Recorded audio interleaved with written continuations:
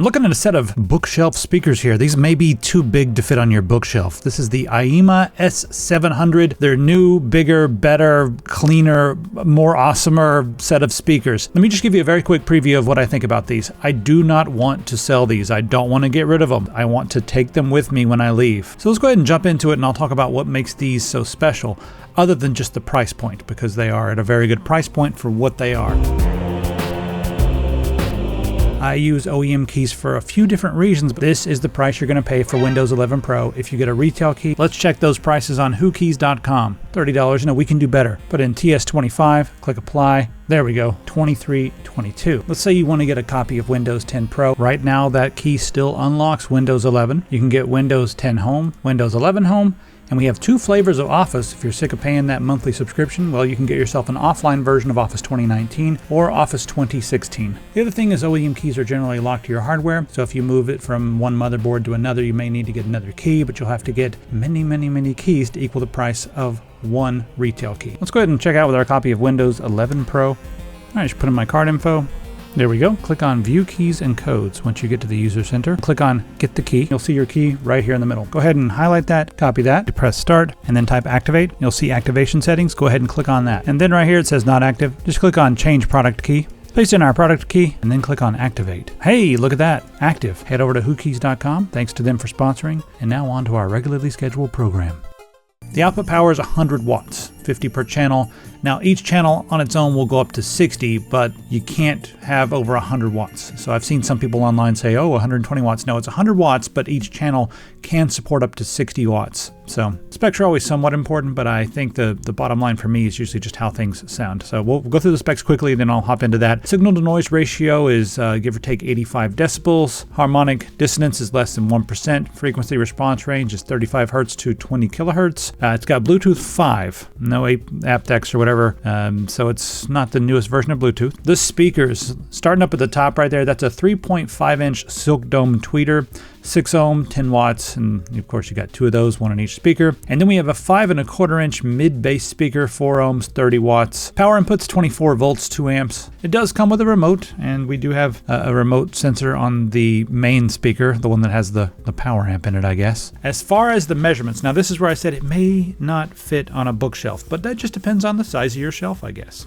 And you probably could turn these on their side if you wanted to. I don't see too many reasons not to. So these are like 7.5 deep, about 19 centimeters. Then the height is 31 centimeters, or about a foot.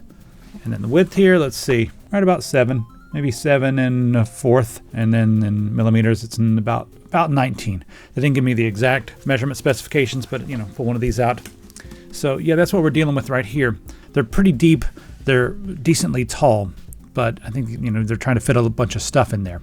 The sound processor is the BP1048B2, and I haven't seen this used very often. It's somewhat new from China. It's being used in a few different high-end things. It supports Bluetooth 5.3, and I believe it'll even support the aptX, but we don't have it enabled right here. 24-bit, 48 kilohertz, and to me it's pretty good. They've tuned it up really nice, but you can also tune it on the back. There's some EQs, knobs or whatever. All right, so let's take a look at the back. Sorry about the seeking focus. It's a webcam, but whatever. So PM, that just changes your modes, or P is for power. It turns it on if it's off. And then you have forward and back, because if you're using, I guess, one of the digital ports, you'll be able to control forward and back. Maybe even Bluetooth, you'll be able to control forward and back. With USB, it worked just fine, and you can control whatever source you're listening to. It worked with FooBar just fine while I was using the USB. Then over here, that is your volume potentiometer. These are all digital potentiometers, and they click. These feel analog right there. They click at 0, but the volume, it stops, as it goes around.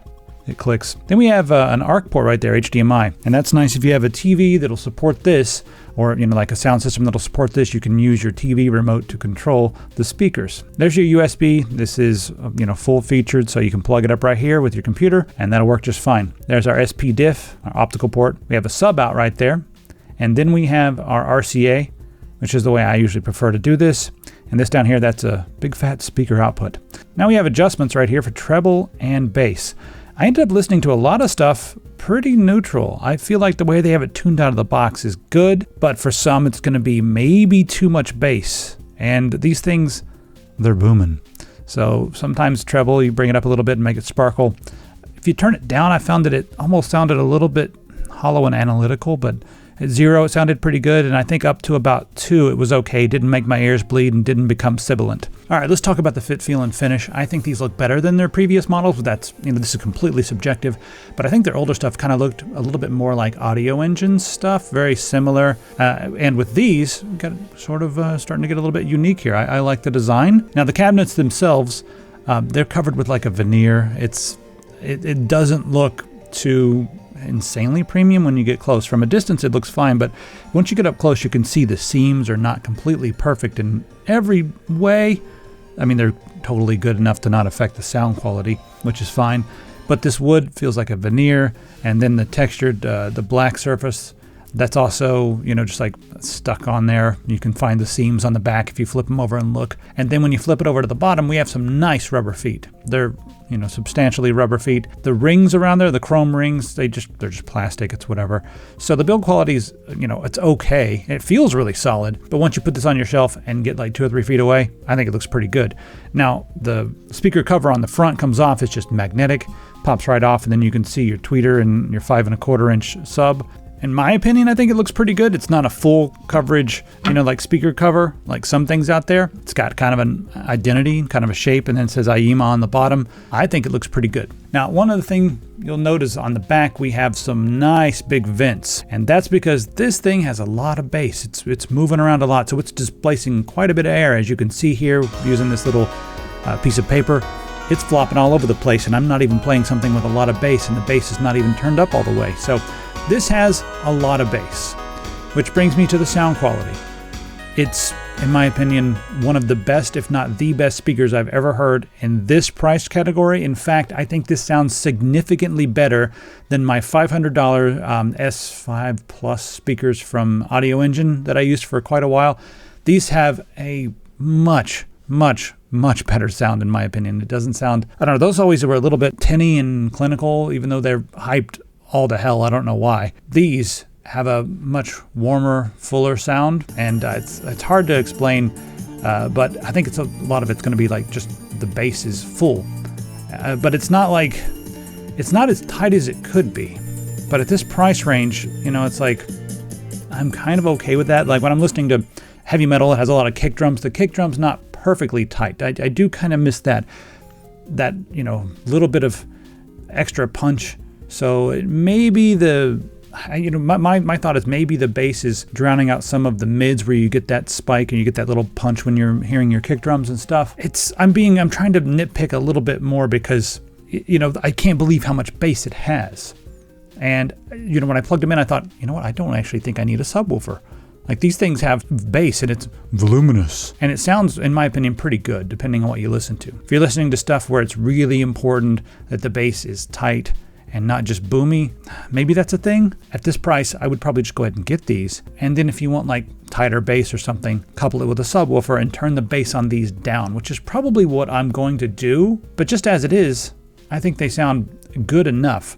Now, the rest of the sound, the overall experience, I listen to a lot of different music. What you're hearing here is mostly just my music, which is kind of electronic, mostly all electronic. That's because I have copyright, so yeah, I did listen to a whole variety of things from acoustic music to bluegrass to classical. I listen to a lot of that kind of stuff. I listen to heavy metal, I listen to some electronic music, and just everything in between. So I listen to a lot of different stuff on here. I really like the way the symphonic stuff sounds. A cello on these sounds really good if the bass is right about in the middle. I kept the bass in the middle for most of the classical. Most types of music to me sound pretty good. The acoustic stuff, with the combination of this silk tweeter and the bass, sounded really clean. Didn't have any like spikes or anything weird going on in the high frequencies. These things sound really smooth. Maybe that's a way to describe it. Now let's talk about what I would use these for. Well, I would use them for my TV for sure. Just plug them up to your TV, 2 speakers, better than a sound bar in my opinion, because there's not a sound bar that I found that has anywhere close to as much bass as this. The mids are there. And so your voices are going to be nice and clean and stuff. And that brings me to this one little point that I didn't mention earlier. We do have some equalization options. You have 3 different modes: music, voice and movie or something like that. I'm from cinema, maybe they call it, I don't know. But you have 3 different modes. I usually just leave it on music, which gives you a bit more of a hi-fi sound, I guess, a little bit less. But if you want to use it for voice or audiobook or something, just put it in the dialogue or voice mode, and that'll accentuate the mids a little bit, which is better for both male and female and everything in between when it comes to like voice sounds. And then if you want to try out the cinema while you're watching movies or something, you can do that. But I think for me, I'm more interested in just tuning the knobs myself. And I didn't really want to tune them all that much. So I just kind of like put the treble up just a tiny bit and left the bass right around 0. But every now and then I would be like, you know what, I want a little more bass for this song, or a little less bass if I'm listening to something that's, like bombastic. I don't want this video to be too long because for the price, I don't think there's anything that can really compete with this. And I'm kind of blown away by how good these sound. I'll tell you a couple of things that I didn't really like so much. When I had it plugged up with the USB, every time I slept my computer and brought the computer back up online, the speakers would be kind of like asleep, and I'd have to reach over and press the power button again. They didn't just come back on whenever I started the music up. If I switched over to the RCA, that was fine. They just, turn on my computer, click on play, they play music. So that's a thing. If you are dead set on using USB to deliver audio to these, just note that you might have to grab your remote whenever you turn your computer on, or if it's been sitting for hours and hours and it's gone to sleep, you may have to bring up your remote and turn them back on. All the buttons and stuff being on the back is a bit of a bummer in my opinion, because there's no, I guess if you're hooking it up to something where you have external control, like if you're using USB, then that's pretty much just going to control the entire set of speakers, and you don't have to worry about anything. You just go in and change your volume and everything that way. But if you want access to a volume knob or anything else, you're always going to have to reach around to the back of the unit. And if you put these on a bookshelf or something, that's not going to be practical at all.